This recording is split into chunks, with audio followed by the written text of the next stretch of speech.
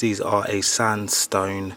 They are called Candela, I believe. Candela 600 by 600. And I've now got to get them all 50 into the garden. Got to carry them by hand as they won't fit through there, and I don't have a lift to do so. So bear with me and let's get it done. Welcome back. So we are continuing on with the patio. Today what we're doing is we're going to be prepping the sleepers, the area for the sleepers, because we've got the MOT one arriving tomorrow. So what we're actually going to be doing is digging out the front of where the patio is going to end in order to install the sleepers for the new patio to lay on top, and that's going to be our finish. And then we're going to be using the sleepers and also to create the steps. So the sleepers are going to be for the steps as well, with the patios to go on top. So this is the area that we're going to be digging out, and these are the tools that we're going to be using. As I don't have a square, I'm going to be using a slab to get my level and just get our trench filled, and then we'll continue to level out this area ready for our sub base tomorrow.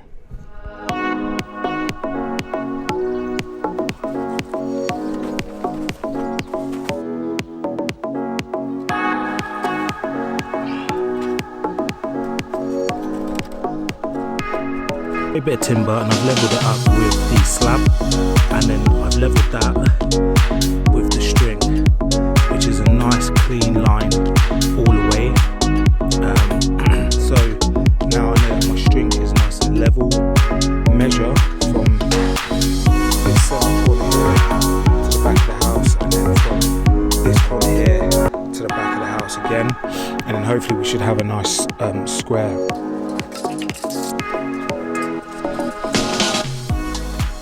If you find any of these videos useful, please consider subscribing.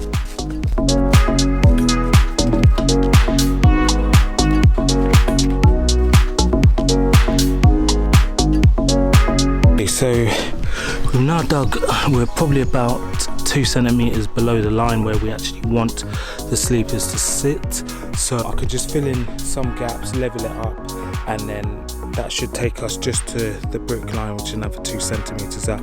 Now always remember, when you're laying the patio or any external work, it needs to be 150 mil from the damp proof course.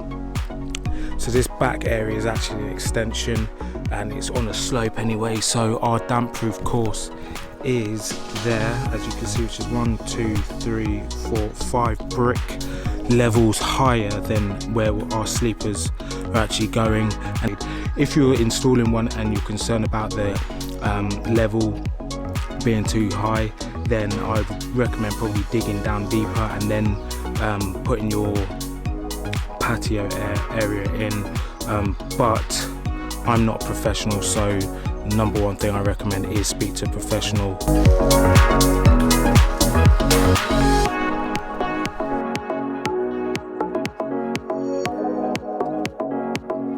The MOT one has arrived, but they couldn't get it down the back, so I've now got to shovel all of this to the house.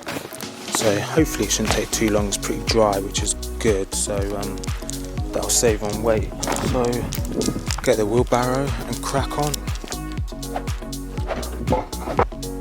What we're going to do now is start to bed the sleepers in, ready to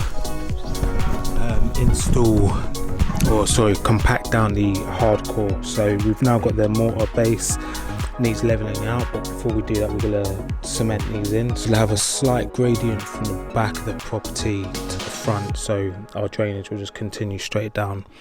And then there's about 2 inches at the minute, which we will get down to about 1 inch, which will give us enough space for the concrete base and also the slabs. Also, if you're wondering what ways best to use to stabilize your sleepers, no matter what you're doing, if you're doing raised flower beds or using them as a support, I do recommend using a sub base like hardcore or concrete, because what that does is that allows you to get a good drainage underneath and expand the life of your timbers.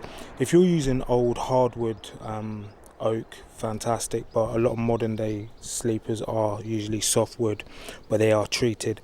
You can get these as well. These are galvanized steel anchors which you hammer into the ground and then mount your sleepers to, and then concrete on top. So what we'll do, we'll get our mix complete. So what we'll be doing is 1 part cement to 3 parts sand, and then we'll be putting 4 patches on the bottom to secure that in place, and then just packing it around with hardcore again.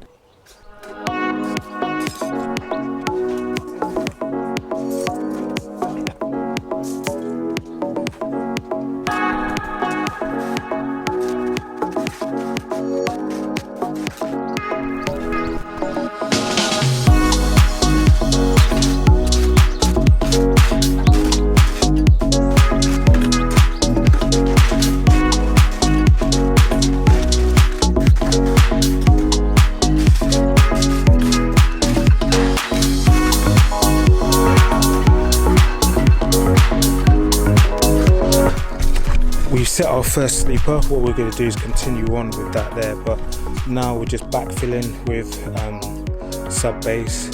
We want to put our sub base up against it so it's got good drainage, just to give it a bit more longevity. So we'll backfill it up, and then we can start leveling out the ground.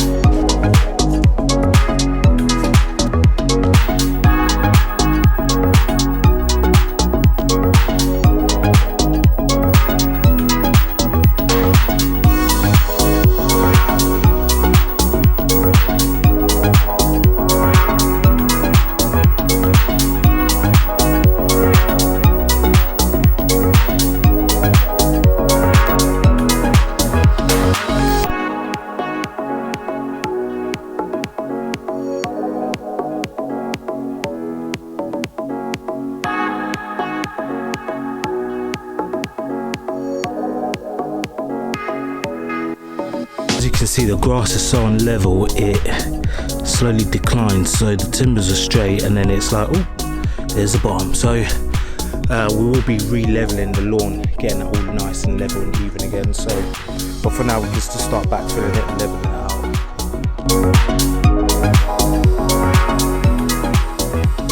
The sleeper is going to be underneath the slab, so it's going to be pretty well secured in. But what I'm going to do as well is just install a L bracket bracing, which will sit, sorry, apologies for the lighting, just in the corner there, just to hold it and support it from the back side. And then while I'm compacting, I've got these rods which I'm going to press in and hammer in from the outside, so we know that that is nice and secure and that is not going anywhere while we're compacting it, because while we're compacting we don't want it to start pushing out, because we've already set it in place ready to use. So we'll get prepped and we'll get compacting.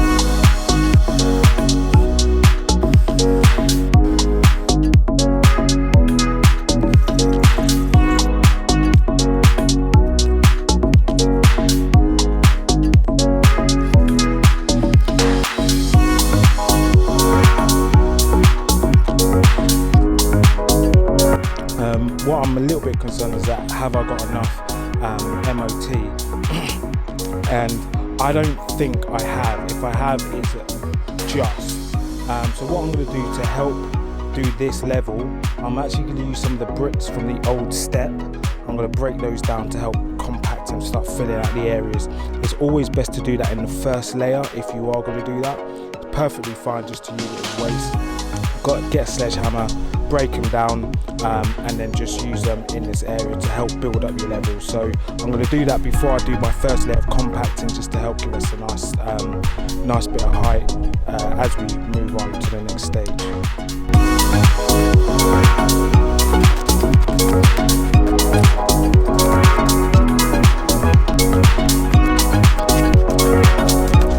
So before we start compacting this, what I'm going to do is put some finer grains of MOT1 on top to help fill it out and just get a better, smoother process when compacting down. And I've got some finer bits of gravel which we're getting rid of anyway, so I'm just going to use that to help fill it out, get rid of some of that finer bits of these bricks, and then what we'll do is we'll then get the compactor out and start compacting it down. I'll do a separate video on how to use the compactor, and then you can see the process as well of compacting in both videos, but that one will show you how to actually use it.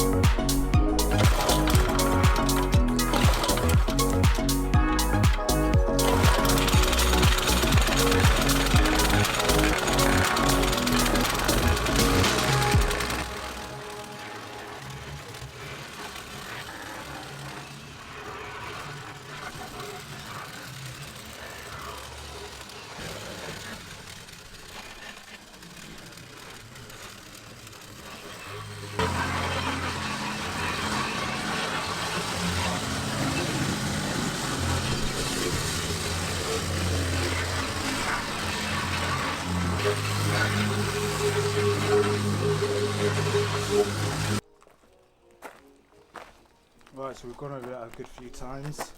So that's the first level done. Now we need to do the second course. What I'm going to do is, because I've got some slate stones left over as well, I'm going to use those to help build up the level, because we've still got quite a bit of way to go. So we'll build up the level a bit more, and then we'll do a mix 50-50 of the slate and the hardcore, the MOT one. That should give us a nice good height.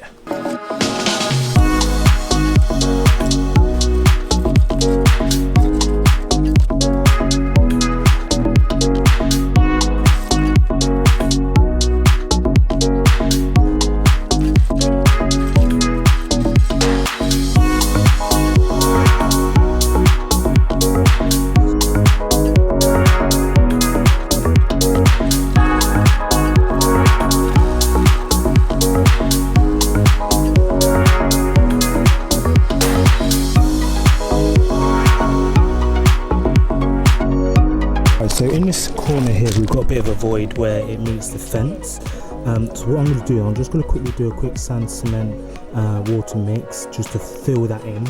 So we've got a nice solid stable. It's not going to dry until tomorrow, but I'll compact the area as much as I can around there, put that bit on top, and then just leave that area to let it do its thing.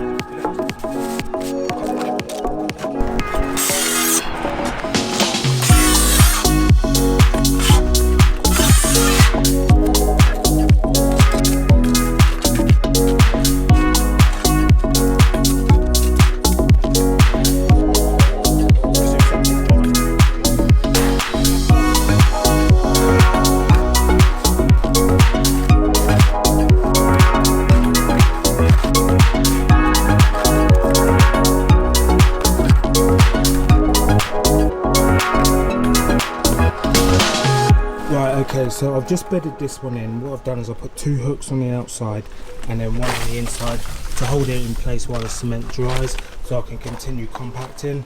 I don't honestly think I've got enough, which is quite frustrating, but as long as I can get the bottom level done, is raised as high as possible. We've got a bit of MOT one left, so we'll just top it up as high as we can, see where it gets us. Thanks for watching, and if you enjoyed this video then please consider hitting the subscribe button, drop me a like and also a comment as well. In the next episode we'll be installing the slabs and working on the staircase. See you in the next one.